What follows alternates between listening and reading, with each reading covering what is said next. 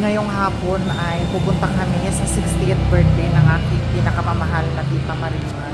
Kasama ko ang aking mother. So tara, let's go na din sa venue. Ados Pansiteria, Pasig City.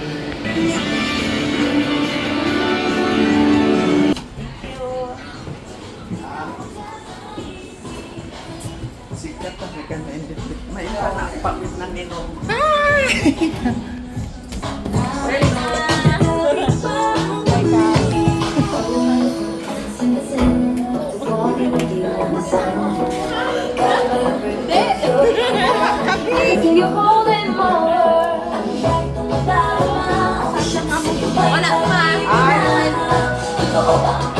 Kasama nito ilalagay. Regalo namin. Sige,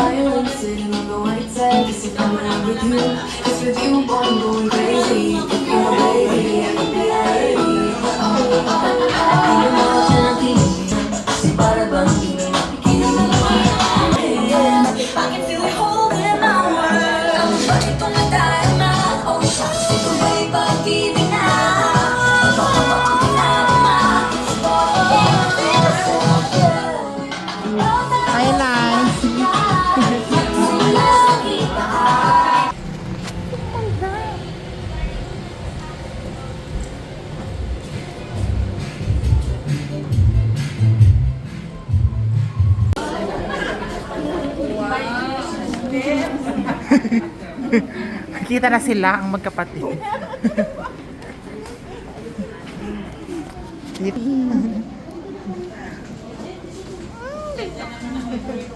ka, no? Welcome to the senior citizens world. Magpagawa. Picture ang kuli kayo. Ngayon lang tayo ulit nagkita. Ang taba na ni... Grabe. Sila Kuya Atan, pupunta rito. Ayaw mo magpapayat? Siya ka? Siya na? Nagkatabdabaan na rin.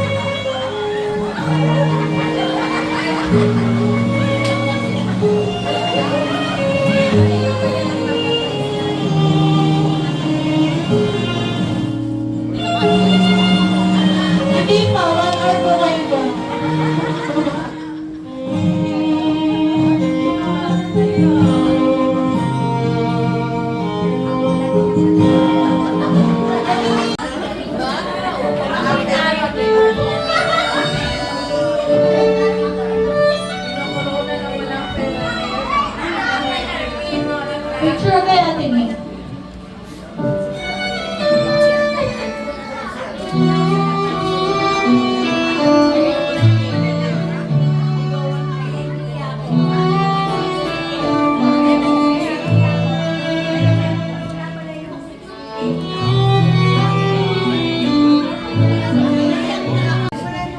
Kami ay mayroong ginawang liham.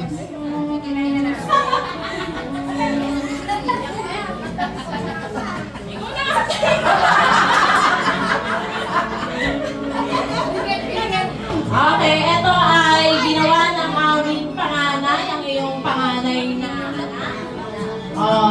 effort. Okay. Sa kanyang sinabi, sabi ni Ate Beth, "My dear Mama, happy 60th 60th birthday to you. Wishing you more candles and glow and good health. And, wait lang, ang hirap eh. And love you all. I love you always. Stay young, bubbly, beautiful and kind, and loving mama to us. Yun yung sabi ng panganay mo, happy birthday daw. At ito naman yung pinaka-kwela mong anak. Ito naman ay galing kay Maribeth, kay Bebe. Okay, mama. Sabi ng iyong anak na nasa Korea, Hi mama, happy 60th birthday. I hope na masaya ka ngayon sa birthday mo. Napaka-expensive mo ngayong araw na ito. Enjoyin mo bawat minuto, my dear, para sa'yo talaga yan. At ngayong 60 ka na, di mo na kailangang magpanggap na senior para makasakay ka agad sa jeep. Dahil sa isa ka ng Hokage ng senior ngayon. Kasi dati nagpapanggap siyang senior eh.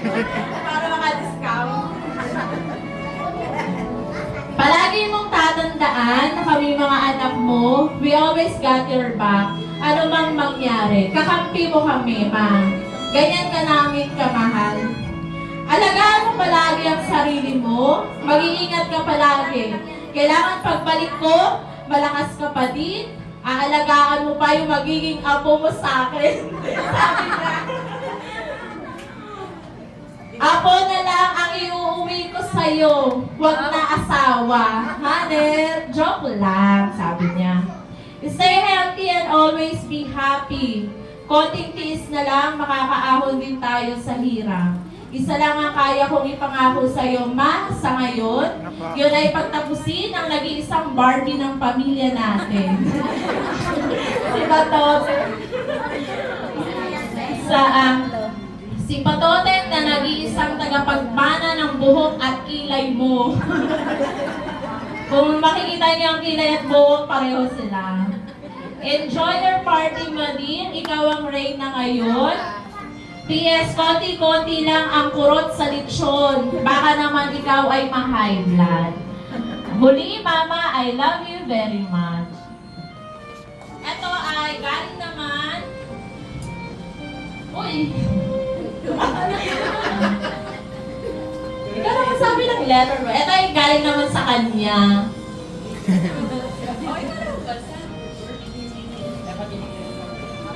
Happy 60th birthday, thank you.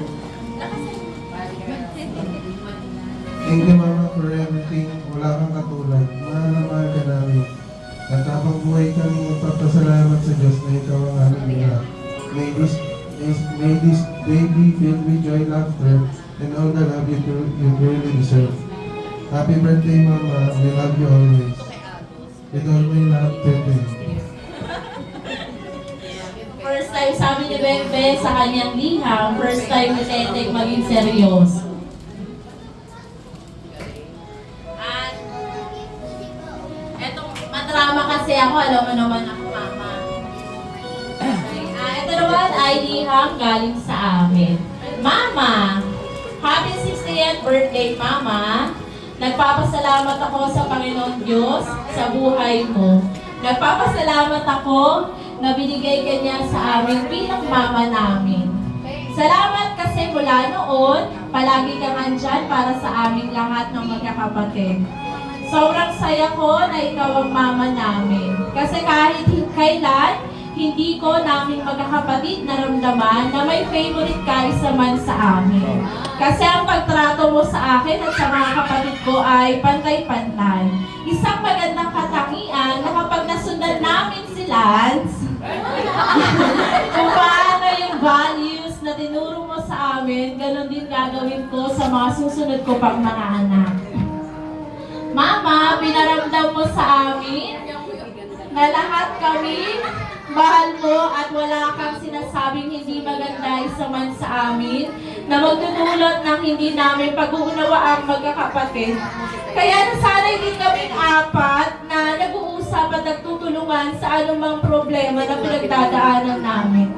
Lagi mong turo sa amin na dapat kaming apat ay magtutulungan anumang mangyari at kung sino ang hirap dapat tulungan o bigyan ng suporta. Napakaganda ng pagpapalaki mo sa amin kasi lumaki talaga kami maayos na pagsasama at may pamamalasakit sa isa't isa. Kasi hindi lahat ng magulang ay matagumpay sa ganitong pamamaraan. Kaya saludo ako sa iyo doon, Mama. Mama, salamat din dahil napakabuti mo kay Buboy at kay Kuya Ata na wala dito. Pinuring mo silang anak mo rin at parte ng ating pamilya.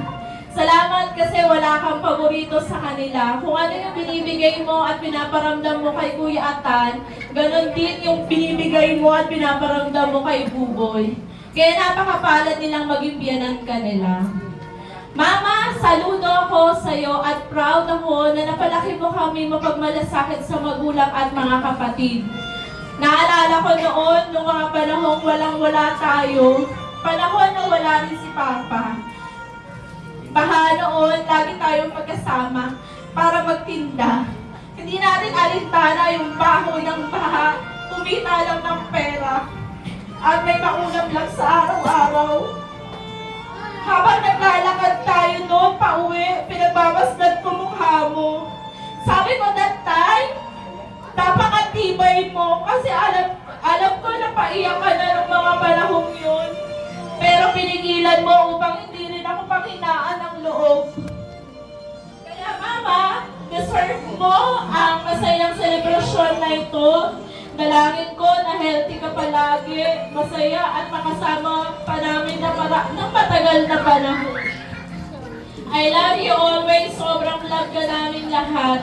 Salamat din sa mga kapatid ko na naghati-hati kami para maging masaya ngayon ang araw ng aming mama. Si Tete, siya na daw bahala sa iyo around the world. Happy birthday, Mama. I love you.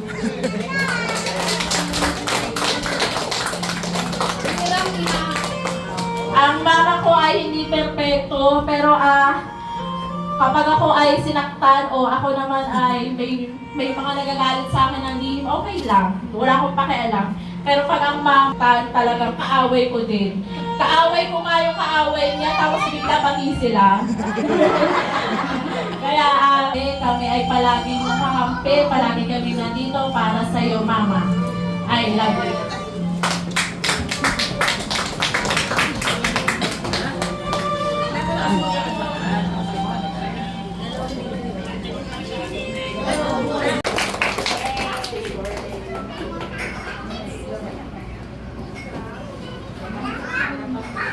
So, upo muna po tayo lahat. Mag-proceed na po tayo sa food. Ang ano po lang po, per table na lang po. So, ang bilang po is first, second, third, fourth.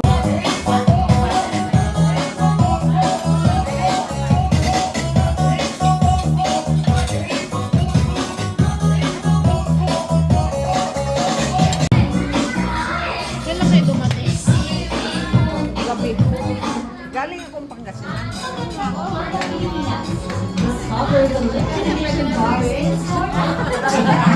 Nalagubagin.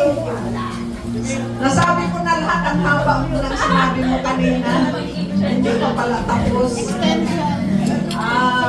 Una ko sa lahat ay binabati ko itong kapatid ko na happy 60th birthday. Welcome to the Senior Citizens World. Salamat sa ating lahat sa pagdalo dito. Maraming salamat po. Yun lang. Salamat. Next po, Mrs. Rosemary Selenio. Maraming salamat po, Lord, na binigyan niyo po akong pagkataon na Nag-60. Kasi po nung nagkasakit ako, sabi ko, Lord, pabutin mo po ako ng 60. Kasi po, magpakain po ako. So sabi ko naman sa mga anak ko na, nangako ako kay Lord na pag umabot po ako ng 60, magpakain po ako, blessing din yung liba po. So ngayon, thank you Lord sa buhay na at blessing na binigay mo sa amin. So, hindi ko akalain na binigyan po ako ng ganitong okasyon ng mga anak ko. Unang-una, ang panganay ko, siya po ang tumayong nanay, asawa ko po. Kasi siya po nung time na namatay yung asawa ko, 7 years old pa yung anak kong bunso. Sabi ko nga, kayanin ko ba to? Kayanin ko bang magpaaral sa mga anak ko at buhayin ko sila? So, yung time na yun, habang naghahalo ako, kasi may kantin ako, umiiyak po ako dahil nakikita ko lahat ng anak ko, kung mabuhay ko ba sila, o mapakain ko ba sila, mapaaral ko ba sila. Sabi ko, Lord, sana bigyan mo ba akong mahabang buhay para lang sa mga anak ko. Dahil yung panganay ko, siya ang katuwang ko talaga sa buhay namin. Kasi yung panganay ko, ang hirap talagang sabi ko na, pasensya ka na, ikaw na ang tumayo ng ama sa mga kapatid mo. Dahil sabi ko, kahit mahirap, kayanin natin to. So, awa naman ng Diyos, nagtulungan kami, pati mga anak ko, nagtulong-tulong sila, ganito. Ngayon, matanda na ako, siyempre, ang mga kapatid naman niya ang nagpaaral naman sa bunso. Kaya ang laki ng pasalamat ko sa panganay ko, si Beth, at saka sa asawa niya, si Atan, at saka sa apo ko, si Bonbon, at saka si Gingging, si Buboy, si Lance, si Bebe, nasa Korea ngayon, at saka ay talagang ang laki ng pasalamat ko katulad ng bunso ko. Andyan pa, dalawa pa yung hindi ko, sabi nga ng anak ko, Mama, wala pa kaming asawa. Kayanin mo yan. Kayanin mo yan, Mama, kahit ang hirap na nadanan natin. Sabi ko, sige, kayanin natin. Pero awa naman ng Diyos, ang laki talaga ng papasalamat ko sa Panginoon dahil nandyan siya para sa akin. Kasi unang-una, nanalo ako ng cellphone, binigyan niya ako ng kotse. Sabi ko nga, ito na yata ang hindi ko makalimutan. Talagang si Lord nandyan lang palagi sa akin. Siya ang gumabay sa mga problema ko. Siguro, itong mga anak ko, kahit minsan, sumasagot sa akin, pero okay lang yon. Dahil siyempre mga anak mo yon, natural lang yon. Ganyan talaga ang natin, buhay. Minsan nagsasagutan, hindi maiwasan yan sa atin lahat. So, maraming salamat po sa mga anak ko, nandyan sila para sa akin. At saka manugang ko, mga apo ko, ang babait nila sa akin. So ako naman, pantay-pantay yung pagdala ko sa kanila. Walang sabihin na, ito lang anak ko, hindi. Lahat sila.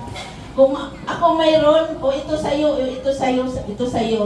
Kahit wala sa akin, basta mayroon kayo. Ganun ako. So, nagpasalamat po ako kay Ma'am Per Kamba. Siya po ang Kabayan Party List. Siya po. Naglalaro daw itong ate ko. Karga-karga niya ako kung anong talon niya, ganun din daw ang talon ko. So nung nag-aral din ako, nung high school, ang ate ko, sabi niya, Be, kung mayroon kang project, pumunta ka dito sa akin kasi ang ate ko ay nagtatrabaho sa pharmacy. So ngayon, sabi niya, punta ka dito kung may project ka kasi Kami talagang magkapatid, hindi kami pinaaral ng magulang namin. Wala silang pangarap sa amin. So, 4 lang kami magkapatid na nakapag-aral ng high school. Kaya sabi ko sa ate ko, ang laki ng pasalamat ko sa ate ko. Kahit nasa Pangasinan siya, lumuwas lang siya dito para sa akin. Lalo na yung sa pamangkin ko, nagtsaga siya kahit gabi na dumating ang ate ko para lang sunduin doon sa Cubao. So ate, mahal na mahal po kita. Sorry kung minsan, minsan, hindi, mayroon talagang gano'n na minsan hindi magkaintindihan, pero pamilya pa rin tayo dahil katubo tayo eh. At saka, ang dami kong mga bisita, mga pamangkin, mga pinsan, mga kumari, kumpare, mga friends, at saka maraming salamat bunso. Kahit mahiyain ka, nandito ka sa akin. Alam ko yung ano mo, nahiya ka. So, ang dami akong mga bisita at saka mga kapitbahay ko, nandito po sila lahat. So, maraming salamat, Maring Salvi. Pasensya namin sana, hindi kita nakikita. So, ngayon, ang dami kong mga bisita. Masaya po ako dahil binigyan tayo ng lakas, blessing, at saka mga kumari ko lahat. Hindi ko na po kayo isa-isahin. Ang ate ko, si Manalita, ang dami namin mga pinagdaanan, dami naming punta tayo sa Bisaya, pesta, punta kami doon. Ang saya-saya namin noon, may pera pa kami. Kasi Uy, maraming saan kaya sa swimming, nandoon kami. Kaya sabi ko maraming salamat sa inyo, Lo. Mga kumari ko, andito lahat, ang mga kumari ko, si Maritini, si Ma'am Jocelyn, at si Ma'am Pe, yan din ang pinakananay ko dito. Talagang sabi ko nga,